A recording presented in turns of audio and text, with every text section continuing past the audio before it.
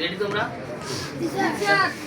আমাদের আজকের আলোচনার বিষয় হচ্ছে আমরা কিন্তু যখন সাহিত্য বই পড়ছি, সাহিত্য বই বলতে তোমাদের সরকারি যে ইংরেজি বইটা আছে ওইটা হচ্ছে আমাদের সাহিত্য বই। আমরা ওই বইটা যখন পড়ছি ওই বইয়ে তো অনেকগুলো গল্প দেয়া আছে। ওই গল্পগুলো আমরা আগে রিডিং পড়ছি, তারপরে আমরা বাংলা অর্থ সব পড়ছি। কিন্তু শুধু ওই বই পড়লেই হবে না, ওই বই পড়ার পরে ওই গল্পগুলো মডেল আকারে আমাদেরকে প্র্যাকটিস করতে হবে। কারণ মডেল যেরকম করে দেয়া থাকবে বা দেয়া আছে বইয়ে, সেরকম করেই আমাদের পরীক্ষার কোয়েশ্চেনগুলো তৈরি হবে। আমরা সেটাও বুঝি। যেমন আমাদের আজকে পড়া দেওয়া ছিল, দেখো 4 নাম্বার মডেলটার আমাদের একটা পড়া দেওয়া ছিল। ধরে নাও আমরা এই 4 নাম্বার যে মডেলটা আছে, এই মডেলটা হচ্ছে আমাদের পরীক্ষায় কোশ্চেন। তোমরা যে কয়েকদিন পরে অর্ধবার্ষিক পরীক্ষা বসবে, ইংরেজি পরীক্ষার দিন তোমরা পরীক্ষা বসবে, 10টা বাজা মাত্র তোমরা একটা প্রশ্ন হাতে পাবে, কোশ্চেন হাতে পাবে, হবে না? ওই কোশ্চেনটা মনে করো তোমাদের এই মডেল 4 নাম্বার মডেলটা, এইটা হচ্ছে হুবহু তোমাদের কোশ্চেন। ঠিক আছে? তো এই যে এটা তো কোশ্চেনের আমাদের শুরুতে একটা গল্প আছে, মাই নেম ইজ আলভি। এই আলভির গল্পটা আমাদের পড়া আছে না? এই গল্পের পরে আবার এখানে প্রশ্ন দেয়া আছে। তবে গল্পের উপরে একটা কথা লেখা আছে, দেখো, read the text and answer the questions 1, 2, 3 and 4।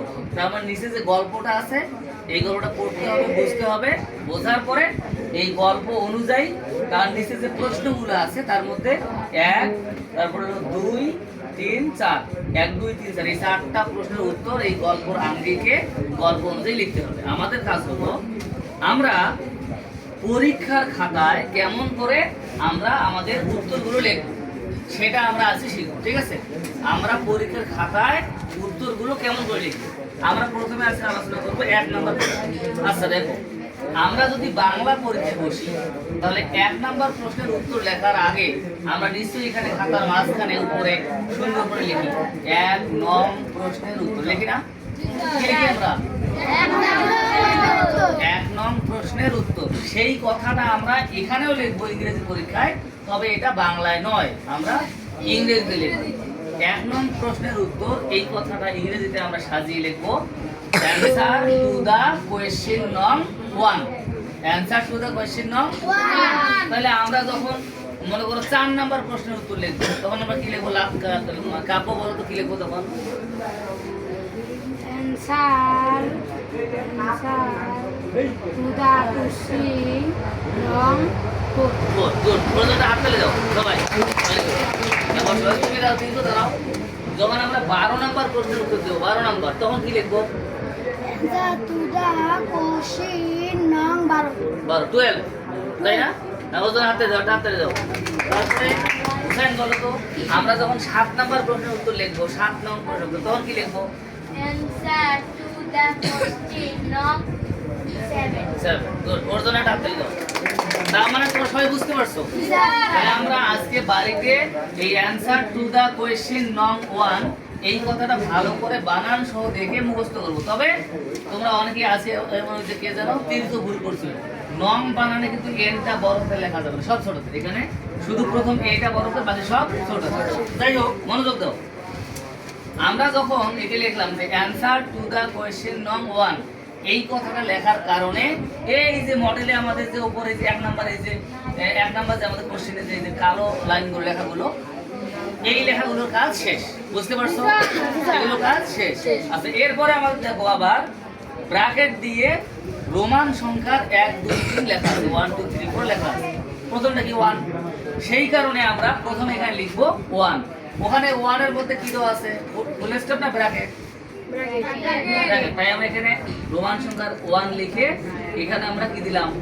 Bracket দিলাম। দেওয়ার পরে আমরা এই 1 নাম্বার একটা প্রশ্ন ওখানে দেওয়া আছে। প্রশ্ন হলো where is Alvi from? Alvi কোথা থেকে এসেছে? আলভি কোথা থেকে এসেছে? এই প্রশ্নের উত্তর আবার নিচে 4টা দেয়া আছে, 4টা অপশন দেয়া আছে। 4টা অপশন মানে 4টা উত্তর, কিন্তু 4টা উত্তরের মধ্যে 3টা হচ্ছে ভুল উত্তর, একটা হলো সঠিক উত্তর। 4টার মধ্যে কোনটা সঠিক উত্তর সেইটা আমাদের এখানে লিখতে হবে। ঠিক আছে? তো 4টার মধ্যে যেটা সঠিক উত্তর সেইটা যে আমাদের এই 1 নাম্বার প্রশ্নের উত্তর, সেজন্য আমরা এই 1 নাম্বার দিয়ে ব্র্যাকেট দিয়ে তারপরে আবার সংক্ষেপে লিখবো অ্যান্সার। সংক্ষেপে লিখবো কি? সংক্ষেপে অ্যান্সার লেখার সময় ওই সংক্ষেপে অ্যান্সার হচ্ছে 3টে অক্ষর, একটা হলো এ, একটা এন, একটা এস। প্রথম অক্ষরটা হচ্ছে এ, এই এটা আমরা লিখবো বড় হাতে, এনটা ছোট হাতের, এসটা ছোট হাতের, লিখে 2টে ফোঁটা দেব। তাহলে এখানে বুঝলাম কি 1 নাম্বার দিছি মানে ওই যে প্রশ্নের 1 নাম্বার, আর অ্যান্সার লিখছি মানে অ্যান্সারের পরে এই কথাটার পরে যা কিছু লিখবো সেটা হচ্ছে এই 1 নাম্বারের উত্তর। এই উত্তর কথাটার জন্য এখানে আসলো কি অ্যান্সার। এই অ্যান্সারটা আমরা সম্পূর্ণ এই যে বানানো সেখানে A N S W E R এইটা লিখবো না, সংক্ষেপে লিখবো এ এন এস। হয় বুঝছো? তাহলে আমরা 1 নাম্বার প্রশ্ন পাইলাম, where is Albi from? Albi কোথা থেকে এসেছে? এই প্রশ্নের উত্তর দেখো, নিচে যে 4টা অপশন আছে এর মধ্যে এ নাম্বার হলো বুড়িবাড়ি লালমনিরহাট, এটা কি সঠিক উত্তর? এটা লিখবো না। তারপরে বি নাম্বার আছে সিলমারি কুড়িগ্রাম, এটা কি সঠিক উত্তর? সঠিক উত্তর না?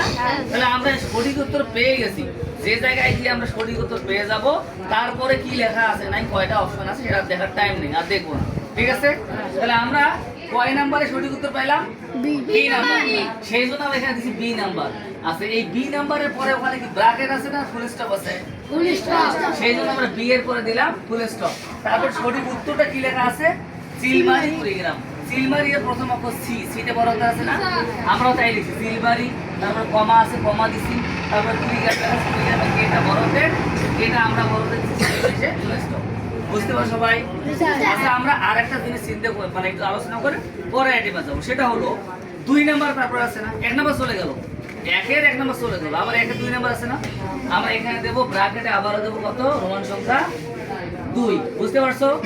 ব্র্যাকেট দিলাম, আবারও লিখবো এখানে কি অ্যান্সার সংক্ষেপে এ এন এস, 2টে ফোঁটা দেবো দিয়ে 2 নাম্বার প্রশ্ন দেখো দেওয়া আছে, হোয়ার ডাজ হি লিভ? সে কোথায় বাস করে? হোয়ার ডাজ হি লিভ, সে কোথায় বাস করে, মানে আলবি কোথায় বাস করে?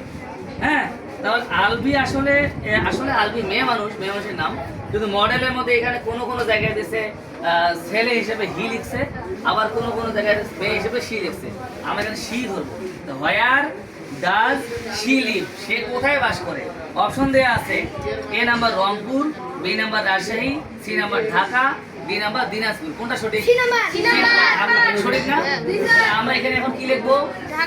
সি লিখবো। প্রথমে লিখবো সি ছোট হাতের, তারপর ফোঁটা দেবো, বি লিখবো ঢাকা, ঢাকা প্রথম বড় হাতের, বি এইচ এ কে এ। বুঝছো? এরপর আমরা একইভাবে আবারও দেবো কয় নাম্বার? 3 নাম্বার দিয়ে ব্র্যাকেট দেবো, আবার সংক্ষেপে লিখবো অ্যান্সার এ এন এস, খুলে 2টে ফোঁটা দেবো। আর 3 নম্বর প্রশ্ন হচ্ছে he went to visit his, he তো হবে না সি হবে, she went to visit his her, এটা হার হবে না, মানে হিজ হবে না হার হবে, কারণ ওই যে আলবি তো মেয়ে মানুষ, এখানে ভুল করে হি দিচ্ছে, ছেলে মানুষ ধরে দিচ্ছে। এখানে আমরা বলবো she went to visit her grandmother, uncle and cousins. হ্যাঁ, অপশন হলো দিস মান্থ, এ নাম্বার, মানে সে তার দাদি, চাচা, চাচাতো ভাই বোনদের সাথে দেখা করতে, সাক্ষাৎ করতে গিয়েছিল। দেশ কবে গিয়েছিল? অপশন দেওয়া আছে এ নাম্বার দিস মান্থ, এই মাসে, বি নাম্বার লাস্ট জুন, গত জুন মাসে, সি নাম্বার নেক্সট মান্থ, আগামী মাসে, এটা তো ভুল। তারপরে ডি নাম্বার রিসেন্টলি, বর্তমানে। বি নাম্বার, এখানে আমরা কি লিখবো? বি ছোট হাতে লিখে ফোঁটা দিয়ে বা ফুল স্টপ দিয়ে লিখবো আমরা লাস্ট জুন। লাস্ট জুনের আমাদের এলটা ছোট হাতের, L A S T, last June একটা মাসের নাম। নিয়ম আছে, যখন ক্লাস 4 পড়ো তো আস্তে আস্তে জানবা। মাসের নাম, দিনের নাম, ফ্রাইডে, স্যাটারডে, সানডে, জানুয়ারি, ফেব্রুয়ারি, মার্চ ইত্যাদি, এগুলোর প্রথম অক্ষরটা বড় হাতের। জুন জে বড় হাতের, ইউ এন ই, এখানে ফোঁটা। বুঝছো? আমরা এভাবে 1 নাম্বার প্রশ্ন তো লিখবো, আর 2 নাম্বার লেখার সময় আমরা এটা তো বুঝতে পারছি যে এটা হবে অ্যান্সার টু দ্য কোয়েশ্চেন নং 2। তারপরে 2 নাম্বার বাকি অ্যান্সারগুলো, উত্তরগুলো কিভাবে লিখবো আমরা সেটা আগামীকালকে শিখবো। কথা বুঝছো? তাহলে আজকে এই পর্যন্ত।